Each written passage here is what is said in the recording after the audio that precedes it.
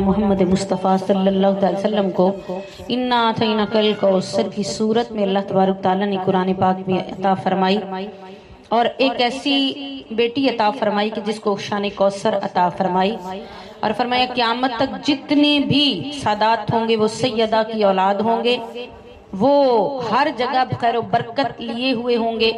اور ان کے غلام جتنے ہوں گے وہ اولیاء اللہ کی شان لیے ہوں گے۔ اس لیے الحمدللہ ہم کوثر کی خیرات سیدہ کے گھرانے سے، انہی کی چکی سے ساری خوراک مل رہی ہے اور ساری کائنات پل رہی ہے۔ اس میں کوئی شک نہیں ہے کہ اللہ تبارک تعالیٰ اپنے ہر دور میں بندوں کے لیے ہدایت کا سامان بنائی رکھتا ہے۔ جس طرح ظاہری جسم بیمار ہو تو ہمیں ڈاکٹرز کی ضرورت ہوتی ہے، میڈیسن لینی پڑتی ہے، اور ساتھ ساتھ جب میڈیسن لینی پڑتی ہے ظاہری جسم کی بیماری کے لیے تو ڈاکٹر صرف دوائی سجیسٹ نہیں کرتا، میڈیسن سجیسٹ نہیں کرتا، بلکہ ڈاکٹر دوائی بھی دیتا ہے اور ساتھ پرہیز بھی دیتا ہے، پرہیز بھی سکھاتا ہے۔ شوگر کے ایک مریض کو اگر انسولین دی جائے یا اسے میڈیسن ٹیبلٹس دی جائیں اور صبح و شام وہ انسولین لے اور ساتھ میں 2-3 مرتبہ وہ چینی کے بول بھر بھر کے بھی میٹھی چیزوں کے استعمال کر لے تو کبھی بھی اس کی شوگر کو افاقہ۔ اس لیے ظاہریت کے ڈاکٹر، جس طرح اللہ پاک نے ظاہریت کے ڈاکٹرز کی ڈیوٹی لگائی ہماری ظاہری جسم کو ٹھیک کرتے ہیں، تو اس طرح ہماری روح کے ڈاکٹرز کا بھی انتظام کر رکھا ہے۔ یہ روحانی نظام ہے جس میں روح بے چین روحوں کو میڈیسن دی جاتی ہے، بالکل اسی طرح جیسے جسم کا ڈاکٹر بیماری میں دوائی دیتا ہے تو کہتا ہے کہ دوائی کے ساتھ ساتھ پرہیز بھی کرنی ہے، اور پرہیز نہ کی جائے تو کبھی بھی افاقہ نہیں ہوتا۔ اسی طرح اس میدان میں بھی اللہ تبارک تعالیٰ نے ہمارے روحانی طبیب مقرر کر رکھے ہیں۔ ہماری روح بیمار ہوتی ہے، نماز پڑھنے کو دل نہیں کرتا، خدا کے ذکر میں دل نہیں لگتا، کوئی بھی نیکی کرنے کا جذبہ دل میں پیدا نہیں ہوتا، اس طرف آئیں تو شیطان راستہ روکتا ہے۔ اب یوں سمجھیں کہ یہ بیمار روح ہے، اس کو اسی ڈگر پر چھوڑی رکھیں گے تو کیا ہوگا کہ ایک دن آئے گا کہ اللہ فرمائے گا وَمَنْ يَعْشُ عَنْ ذِكْرِ الرَّحْمَنِ نُقَيِّضْ لَهُ الشَّيْطَانُ فَهُوَ لَهُ قَرِينٌ، کہ ایک دن آئے گا، یعنی اس سے افاقہ بھی ضروری ہے۔ جسم کو اسی طرح بیماری میں چھوڑ دیں تو آخرکار کیا ہوگا؟ وہ بستر مرگ پر آ جائے گا۔ اسی طرح روح کی موت اگر ہو جائے تو پھر انسان زندہ نہیں ہوتا۔ روح کی موت اصل میں موت ہوتی ہے، دل مردہ دل نہیں ہے، اسے زندہ کر دوبارہ، کہ یہی ہے امتوں کے مرض کہن کا چارہ۔ اس لیے فرمایا کہ اس مردہ روح اور مردہ قلب اور مردہ دل کے علاج کے انتظام بھی خدا نے کر رکھے ہیں، اور جس طرح ڈاکٹر دوائی دیتا ہے اور ساتھ پرہیز بتاتا ہے۔ آپ نے سنا ہوگا، یہ تو خاص مقولہ ہے، عموماً عام استعمال میں آتا ہے کہ پرہیز دوا سے بہتر ہے۔ لہذا اسی طرح یہ اللہ والوں سے اگر کہیں ہمیں کوئی ڈوز ملنی شروع ہو جائے، اور میں نے عرض کی تھی کہ بندہ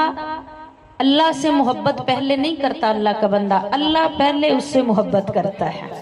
اللہ پہلے اس کا محب بنتا ہے اور وہ بندہ اللہ کا محبوب بنتا ہے۔ یہ ایک خاص انتظام ہے جو پس پردہ سب کو نظر نہیں آتا، لیکن یہ ایک نظام برپا کر رکھا ہے خدا نے۔ اللہ جب بندے سے محبت کرتا ہے اپنے سے تو پھر فرشتوں سے کہتا ہے اس سے محبت کرو، فرشتوں سے پیار کرواتا ہے اس بندے سے، اور پھر اللہ فرماتا ہے نا میرا بن جا، تجھے انمول نہ کر دوں تو کہنا۔ نبی کا جو غلام ہے زمانے کا امام، تو اللہ پاک خود محبت کرتا ہے، بندہ پہلے سٹارٹ نہیں کرتا۔ سن لیں، جب اللہ کا بندہ بنتا ہے نا تو وہ پہلے اللہ سے محبت سٹارٹ نہیں کرتا، حالانکہ نیویں ہی اچھے سے محبت کرتے ہیں نا، لیکن یہ ایسا نظام ہے کہ وہ بڑا اکبر ہو کر اپنے اصغر بندے سے پیار کرتا ہے اور کہتا ہے بندے ایسے پیار کرتا ہوں کہ پہلے خود محب بنتا ہوں، تجھے محبوب بنا لیتا ہوں۔ اور پھر جب اسے محبوب بناتا ہے تو پھر اللہ تبارک تعالی اس بندے کے دل میں جب اپنی محبت ڈالتا ہے تو پھر وہ بندہ خدا کا محب بن جاتا ہے۔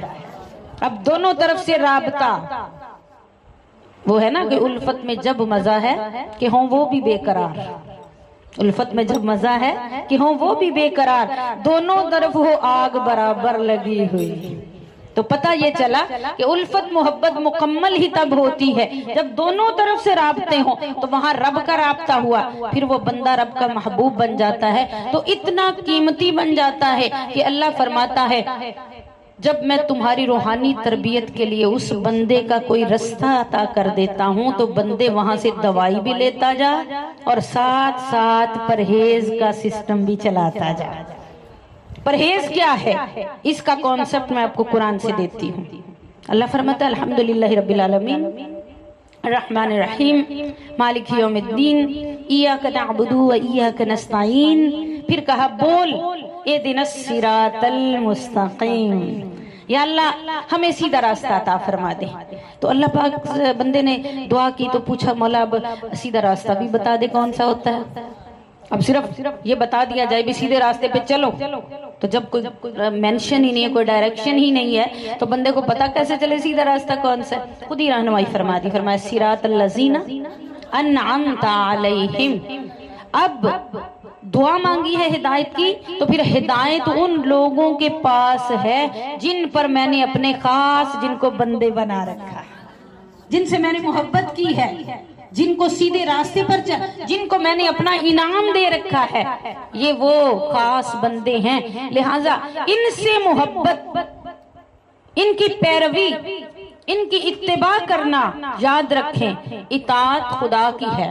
اور اتباع مصطفیٰ کی ہے صلی اللہ علیہ وسلم۔ اطاعت کے معنی ہوتے ہیں فرما برداری کرنا، اور اتباع کے معنی ہوتے ہیں کہ پیروی کرنا، قدم پر قدم رکھنا۔ یہ جو روز سننے آتے ہیں نا، یہ اشارے سے بھی بات سمجھ لیتے ہیں کیونکہ کافی ساری رمزیں جان چکے ہیں نا، اس لیے فرما دیا کہ اے حبیب کبریا صلی اللہ علیہ وسلم، آپ کے ان نیک بندوں سے، حضور سے جن کی نسبت ہے، سب سے بڑی نسبت خواجہ یسرف کے ساتھ ہے، جن کی نسبت ادھر مضبوط ہو گئی اتباع کی، تو اللہ تبارک تعالیٰ نے ان بندوں کو اپنے افضل و اعلیٰ بندے بنا لیا۔ تو پتہ کیا چلا کہ اللہ پاک نے فرمایا صراط الذین انعمت علیہم، انعام یافتہ بندوں سے جڑ جاؤ۔ اب دیکھیے آپ کو دعا بتا دی کہ تمہارے روحانی امراض کی دعا یہاں سے، یہ میں نے دکانیں کھلوا رکھی ہیں، یہاں پر بیٹھنے والے یہ تمہارے درد دل کی دوا دیتے ہیں، تمہارے روحانی امراض کو ٹھیک کرتے ہیں، اور ساتھ ہی قرآن میں پرہیز کا کانسیپٹ بھی دے دیا کہ ان لوگوں کے پیچھے جانا ہے، غیر المغضوب علیہم ولا الضالین کہہ کے پرہیز بتا دیا، نسخہ بھی سجیسٹ کر دیا، اور ساتھ ہی پرہیز کہ اب اس ڈگر پر چل پڑے ہو تو اب ادھر ادھر منہ ماریاں نہیں کرنی کہ چلو ادھر کا دیکھ لیتے ہیں شاید ادھر سے کچھ مل جائے، یا ادھر کو دیکھ لیتے ہیں، جو ڈائریکشن مل گئی سیدھا رستہ ہی نہیں کا ہے، صحیح ڈائریکشن ہی نہیں کی ہے۔ اب اللہ نے ہمیں دوائی بھی بتا دی اور ساتھ اللہ تبارک تعالیٰ نے ہمیں پرہیز بھی بتا دی، اور پرہیز کس سے؟ غیر المغضوب علیہم ولا الضالین، یعنی جو بھٹکے ہوئے ہیں، جو بھولے ہوئے ہیں، جو اللہ پاک کو فراموش کیے ہوئے ہیں۔ پھر فرمایا ان کا علاج اللہ پاک نے یوں کر دیا کہ جو لگاتار ہمارے بارگاہ سے بھاگ گئے ہیں، جن کو سرور ہی نہیں ملتا، جن پر اثر ہی نہیں ہوتا، لگاتار بھاگ گئے ہیں، تو اللہ پاک نے فرمایا اب ان کی سزا کیا ہوئی سنیں، یعنی گزارا نہیں ہوگا۔ یہی تو میں سب کو سمجھاتی پھرتی ہوں کہ اللہ پاک ہمیں یہ راہیں عطا کر دے، یہ نہیں ہے کہ ان راہوں کو چھوڑ دیں گے یا وقت نہیں دیں گے تو گزارا ہو جائے گا، گزارا ہی نہیں ہونا، اس لیے ہم نے کوشش کرنی ہے۔